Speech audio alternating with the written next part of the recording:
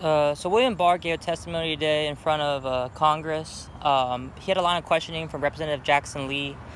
Line of questioning, believed, went along like Representative Jackson Lee asked the Attorney General Barr, "Are you familiar with the talk and how African Americans, the conversation known as the talk that African American parents have with their children?" And he says, "Oh, I think I do." Okay, so this man who claims to be he's a two-time Attorney General for two different presidents, with 25 years apart. So he had 8 years under Reagan, 25 years in between, and now to know about the talk. Clearly, so after all that time, he's not familiar with it. He thinks he's familiar with it. He has to guess that he is familiar with it. He also said that there is no systemic racism in policing.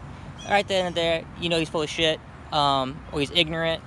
Both, if he's full of shit and ignorant, or one or the other, is just not acceptable.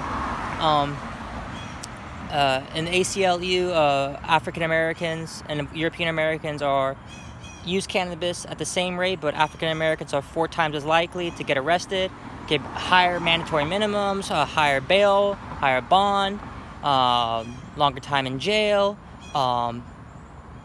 get worse plea bargains, or no plea deal at all, and they suffer more for it. And in the 1970s, I believe Nixon's chief of staff said, this is probably the best thing, the only good thing that CNN ever pointed out was, it was an article.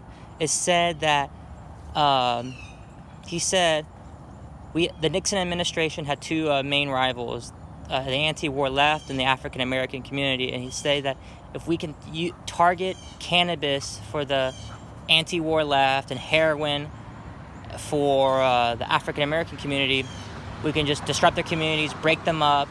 And he even said, did we know what we were doing and what we were doing was wrong? Of course we did. So there, that just tells you.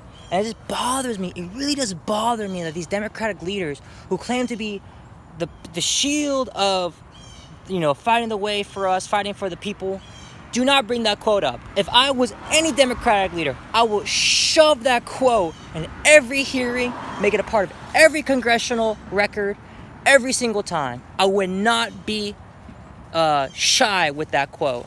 And I would shove it in their effing faces, the Republicans' faces. Like, hey, look at this quote. This is from the chief of staff of... Was it his chief of staff or his personal assistant? I believe it was his chief of staff. It's like, look, this is his quote. These so-called Democratic progressive leaders, they're better than what we had before, but damn it, it's not good enough. It's not good enough. Do not get complacent millennials. Do not get complacent Zoomers. Do not get complacent. You must put their feet to the fire or fuck it, just vote them out of office.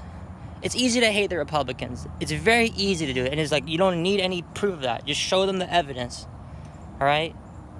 But when people who say they're your ally, do not bring up that quote or that ACLU study. I'm just some guy on his iPhone telling you this. They have millions of staffers.